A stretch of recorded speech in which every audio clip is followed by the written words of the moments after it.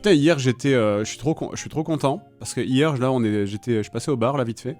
Il est blindax. Et je suis trop content. Il est blindé, il est vraiment blindé, genre il n'y a plus une place dedans. Et pourtant, j'y suis allé, c'était 16h, quoi, comme ça, tu vois. Trop bien. Je suis trop content, du coup, ça marche vraiment bien. Chouette. C'était samedi. Oui, non, mais c'était samedi, certes.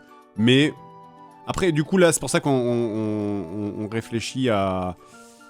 Enfin, je sais que la personne qui gère le bar aimerait bien qu'on puisse agrandir le nombre de places chauffées. Parce que là, actuellement, bah, l'intérieur du... Enfin, il y a plein de places à l'extérieur.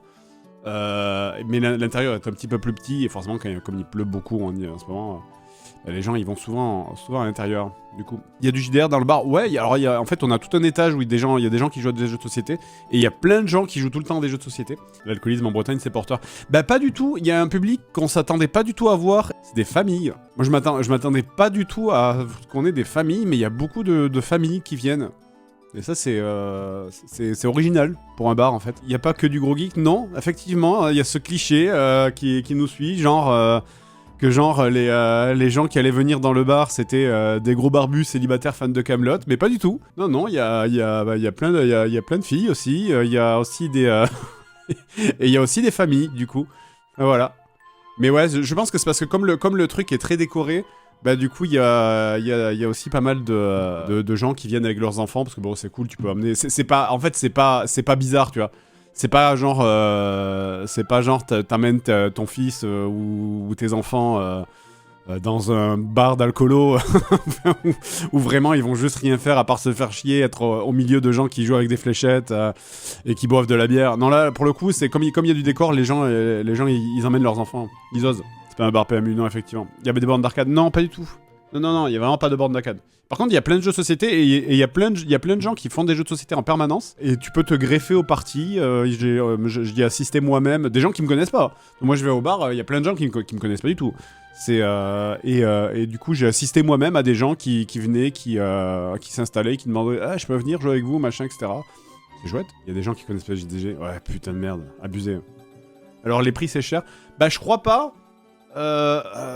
Hier j'ai commandé, j'ai pris un cocktail, je crois que c'était à 7 ou 8 euros. Tu payes tes consos. Oui, je tiens à payer les consos, je veux pas tomber dans ce cliché du mec qui arrive et qui demande des trucs gratos. C'est cher, non? Bah j'en sais rien. Je sais pas, j'ai pas la ref. J'ai pas d'éléments de comparaison parce que je ne vais pas souvent dans des bars. Donc je ne sais pas si c'est cher ou pas. Je crois, on m'a dit que c'était dans la moyenne, en tout cas. Qui fixe les prix? Bah la personne qui s'occupe du bar en vrai. Nous, avec Seb, on a contribué à financer le truc, on a participé à l'ambiance qu'on voulait placer, la déco qu'on voulait mettre, en disant ouais voilà, nous on veut que ça, l'esprit qui se dégage du bar, ça soit ça, etc. Mais on veut pas, enfin c'est pas moi qui fixe les tarifs, c'est pas moi qui a engagé les gens qui bossent dedans, c'est pas moi qui m'en occupe, c'est pas moi qui commande, moi je fais rien. Hein. Moi juste maintenant mon travail, techniquement mon travail moi il est fini. Hein. Moi c'est juste j'ai signé l'échec avec Seb et puis maintenant on arrive et puis basta quoi, c'est tout quoi. Là maintenant on n'a plus rien à faire. Quoi. Il y a des easter eggs dans le bar. C'est pas complètement fini en fait au niveau de la déco, il y a plein de petits trucs qui manquent. Il va y avoir normalement, en fait là c'est pour l'instant on doit réfléchir à... Je pense qu'il y a plusieurs urgences qu'il faut d'abord qu'on règle. Et après on va commencer à essayer de mettre des vrais easter eggs, des petits trucs vraiment discrets comme ça. Mais là pour l'instant là il y a d'abord...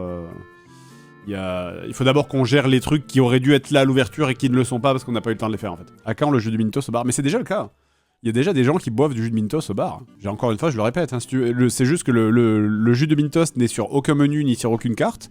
Mais par contre, tu peux aller demander un jus de Mintos au bar et les serveurs savent ce que c'est que le jus de Mintos et ben ils peuvent te servir un jus de Mintos si tu leur donnes le mot de passe. Ils traitent directement le Mintos sur place. Non, c'est on reçoit du jus de Mintos directement de Montpellier. On essaye de raccourcir l'offre et la demande à mes ça. Hâte de faire des OP sur SC pour me rembourser d'ailleurs, j'avoue. J'avoue, j'ai balancé l'info à Mintos comme quoi tu étais un concierge. Ça, tu ne l'avais jamais dit, hein. Tu nous l'avais jamais dit, hein. Que t'as dépensé plus de 1000 balles dans ce jeu. Cette information, tu l'as bien cachée, hein. T'es bien à te moquer. Oh, Fred, quand même, il dépense des fortunes sur ce jeu. Et juste après, oh tiens, Mintos, t'as accès au serveur super secret qu'il y a que les gens méga riches qui ont... Oui, t'as accès. Ah, d'accord.